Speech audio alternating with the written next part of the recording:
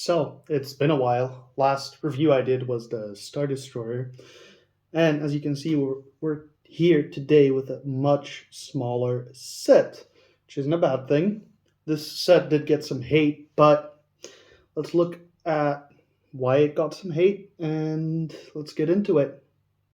So, we have four minifigures, if I remember correctly, but I think this is it.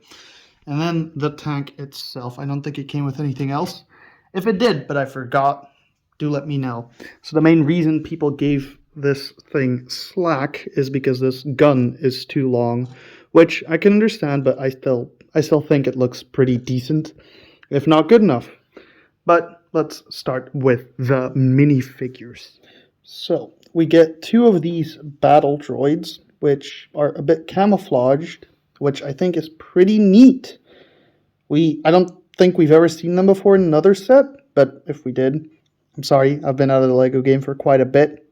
Anyway, as I said, I think these look great, and they're a pretty decent addition to your collection. Whether you want more or not, that's up to you. If you can pick up more of these, go for it with the set, if you like the set enough. If you don't like the set, I wouldn't recommend it.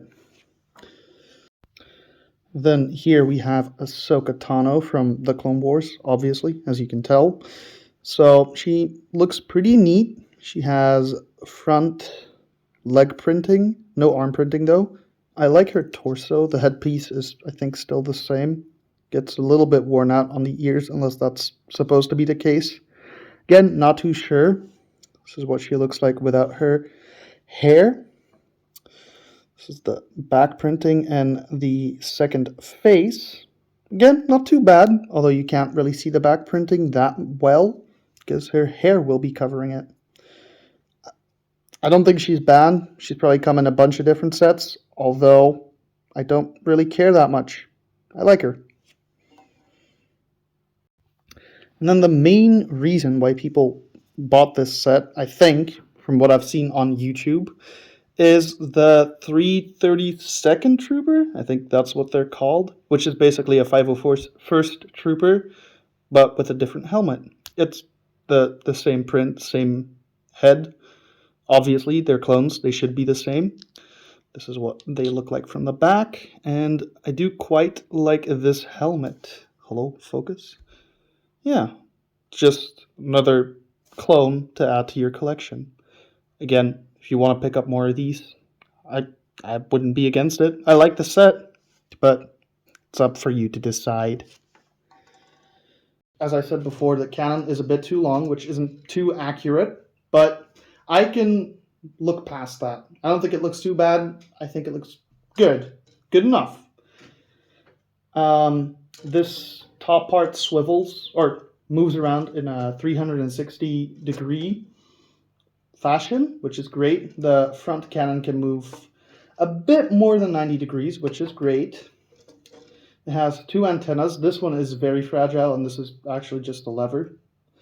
So you have that, and it has a top hatch. I don't think there's any, control panel in there. Unfortunate, but then again, not too bad. I don't think most people are going to have it displayed like this, but you can if you want to. So, as I just showed you, put a droid in there, and it can look like it's driving it, or like manning it, whatever you want to call it.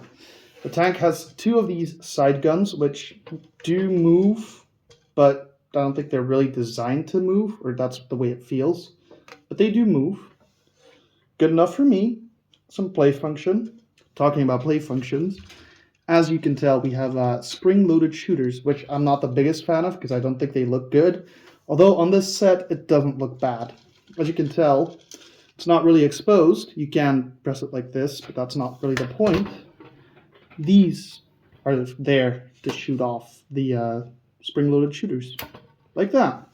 Which reminds me of the flick-fire missiles of yesteryear.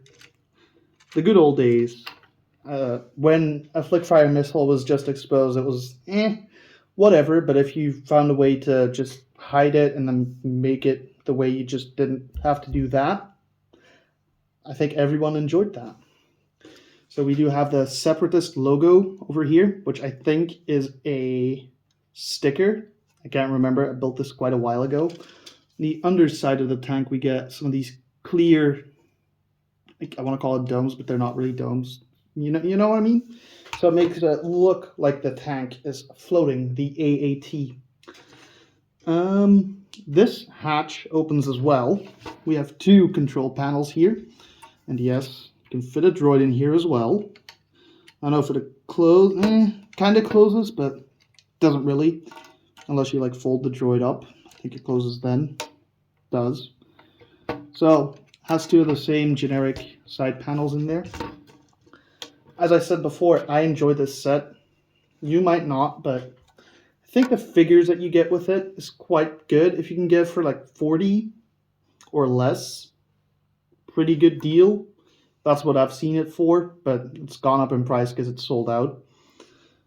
Yeah, let's get on to the summary of the AAT.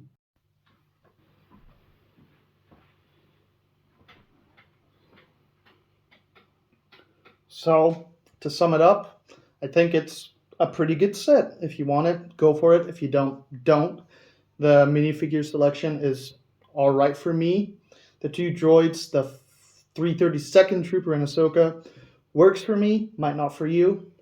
But then again, this is my opinion and my review. I hope you enjoyed this. If you have any requests or other sets you want to see, go ahead and ask, and I'll see you with the next one. Thank you for watching.